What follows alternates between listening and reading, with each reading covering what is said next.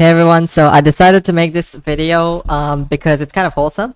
Today I got a wholesome camera for you guys. As you guys can see, I got Lucy right here, as you can see. But yeah, it's more interactive this way, so I was like, you know what, I'll just do it like this. Anyways guys, welcome to another video. In this video, we're going to be doing usual machine learning stuff. So I have organized this in a certain manner. So 2 basic projects, 2 mid-level projects, and 2 expert level projects. So let's start with the basic one, right? So we're pulling data. Okay, we're isolating. So of course, we're pre-processing this, right? So, okay, Lucy just settled down. But right here, as you can see, we have this. So let me just reset this real quick. If I can open this real quick. So as you can see, this is the same thing. So right here, as you can see, we have these different columns, right? So what we're going to do is we're going to isolate the sex, but basically we're going to isolate the ones with male 0 and female 1, okay? So we're going to isolate that onto the data frame sex aspect. But right here, age aspect, okay, we're going to fill the empty slots with the median value. That's what we're doing here, with the median age value for the empty slots, okay, in place. And then the same thing here, we're gonna get rid of we're gonna fill all the empty slots with S for embarked. So as you can see, that's embarked is the last one. So we're gonna fill all the empty ones with S, okay? Empty columns.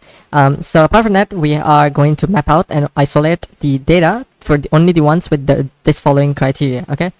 So with that out of the way, guys, this is the x-axis, so that's why we have this feature. So that's why we're isolating here to the x variable, and then y is basically the survived aspect. So that's right here. So that's 1 and 2. So it's did they survive or did they not survive? So that's 1 or 0, right? So as you can see right here, we're isolating this. We're having a train and test split. So obviously training gets more of the data. So we have 20% for the testing. So x and y, that's these two. And we get the training and testing. So of course, for the fitting the model, you use the training data. Okay, so this is the model we're using for this random forest classifier, and we're going to use the test data to predict. And once again, we're going to be using the y-test and the predictions to get the final accuracy score. So if I run this, as you can see an accuracy score. So every single time I run it, it's going to be a different accuracy score. Okay, so now let's move on to the basic one. So right here, as you can see, we have the data, which is x-axis, and the y-axis, this target. So of course over here we're getting 30% for the test size. Okay, so that means 70% for the trains. Okay, training. So we're using random forest clarifier here, and we're using the training data once again to plot. Okay, and then we're using that x-test to predict it. Okay, so finally, as you can see, we're printing this statement out, and we're printing the classification report, which is part of Scikit-learn. So yeah, let me just print this out and show you guys. So this is what it looks like. As you can see, is off of load iris, which is part of Scikit-learn's data sets. Okay, so let's move on to mid-learn. So this is a CSV file that I don't really have, but we're doing the same thing. We're isolating it to x and y variables, and we're having the vectorizer. So over here, we're saying stop words. So stop words is like small, tiny words that you don't quite need. Like, in a sentence, you could be like, hi, in this video, I am going to show you, okay, so my cat's running around my cat sometimes does this thing where it's running around the block. So instead, I could be like, my cat sometimes runs around the block. So like doing that and reducing the number of words that are unnecessary is using stop words. So it's in English, of course, for this. But you can get other languages as well, but you need to have a different code snippet.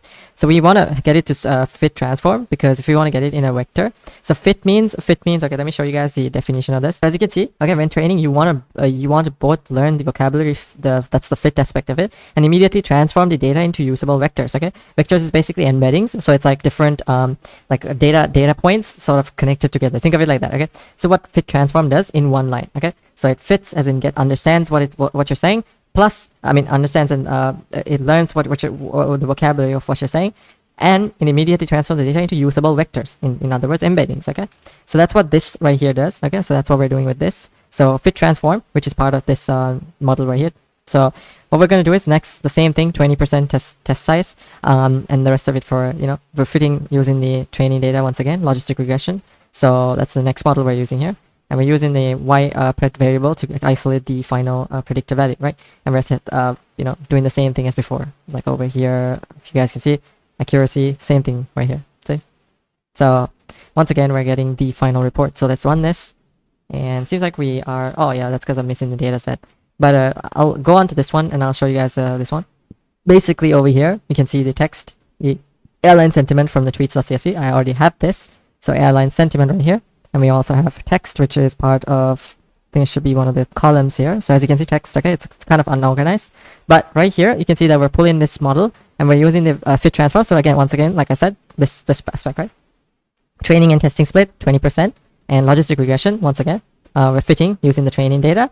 And we're using the training data, okay, for fitting. And then we're using a access test case for once again predicting. And same thing here, right?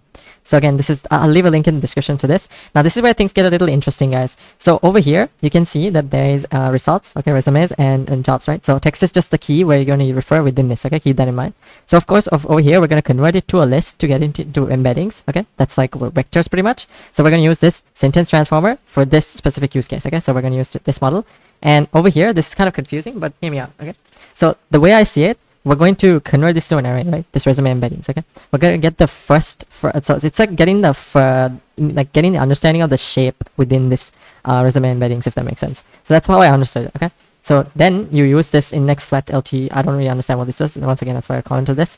But right here, you see it's coming from FACE, which is like an Facebook artificial intelligence semantic search, I think.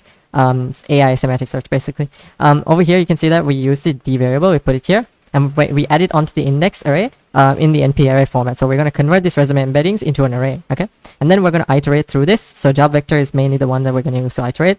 So in job embeddings, which is against the resume embeddings, so job embeddings this time, we're going to use, so this is distance, and this is, I think, indirection, distance and indices, okay? So over here, you can see the full explanation, okay? Distance, not used here. So in indices, top of the K resumes, okay? So K is obviously like how many resumes you want, okay? So as you can see, top 3 most similar resumes. So that's why we define with K, okay? So this is just a print statement and with the iteration, you know, because it's iterating over up to 3, right? So pretty much over here, like I said, distances and indices of top K resumes. And what we're doing here, right? It's basically like saying, okay, so the top 3 closest resumes, right? You fetched and print the actual answers, the text from your resume data frame. So over here, you can see that this is the iterating variable once again. So the first 3 is highlighted. I know it's kind of confusing, but the first 3 is highlighted using the I variable. Okay, that's the indices. Okay, indices of the first 3. So once we get that, okay, from the first 3, that's what we're doing with the 0. We're going to, in fact, use this, the resumes.ilock. I don't exactly understand what this does. I need to just do some research here. But we're going to use the index to sort of iterate over it and extract the text aspect because that's basically how it is right here, right? Because we're dealing with this, right? Because we're dealing with the job embeddings, which is basically this one, but converted to a list, as you can see, okay? So that's why we're doing that. So expert level, once again, it's very similar. I don't have the CSV files here, but it's a sentence transformer. So I think we use sentence transformer here as well. We'll use a different model for this. Oh yeah, it's the same model. So over here as well, it's the same thing, right? We're doing the same thing, resume embeddings, job embeddings. Same thing over here almost, except there's a small fundamental difference. It's not 0 anymore. So this is 0 and shape 0. So I don't really understand this. But right here, once again, from FACE, in next flat, once again, I don't understand what this does either. But we're adding this resume embeddings onto this. But I'm pretty sure you need to NP array this. So NP array, and then, because over here you can see that it was NP array, right? So once we add it to this index array, we're going to have the usual Euclidean, I think it's called Euclidean. So yeah, once again, K is like the number of resumes that we're looking for. That's the top 3 resumes for each job. And once again, job vectorizer, we're converting the index search is like a method within this. So we're converting into an array, and we're going to top 3.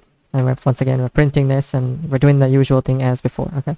Except there's just more print statements here, that's all, okay? So we're extracting the text because that's how it is, just like how we have it over here, okay? So that's a pretty basic rundown of the things that I'm doing right now. Of course, overall, I think it's pretty cool, and I think it's pretty interesting to learn it. This is pretty simple now. Isolating the data, extracting the features, splitting the data, finally plotting the model, and once again getting the output, right? So over here, same thing. Okay, splitting the features, loading the data set, splitting the features, data processing basically, train, test, split. Training the model, predicting it, and once again evaluate. So same thing here, x-axis, y-axis, vectorizer model, fit transform. I think I've explained what this is, okay? So let me show this to you guys again. So once again, let's try to read this again. When training, you want to use both the you want to both learn the vocabulary, which is the fit method, okay, which is fit, and immediately transform the data into usable vectors. In other words, what is it? Embeddings, okay? Says embeddings. That's what fit transform does in one line, okay? It does both in one. So that's what this fit transform does. So we get it into an X vector, and that's what we use here. See, if you guys noticed over here, we're using the X vector, right? We're not over here, we're using purely X, but over here we're using the X vector, which is transform. So yeah, guys, that's pretty much it. If you guys want to take a screenshot of this, You can take a screenshot of this one as well. And I'll go slow, so that way, you know. Don't worry, I'll put the links in the description for this repository, so you guys can refer to this. So yeah, thank you guys so much for watching this video. I'll keep improving on my skills for machine learning. And of course, I have experience with APIs and stuff, so it's not really complex. But yeah, thank you guys so much for coming by, and I'll see you guys in my next one.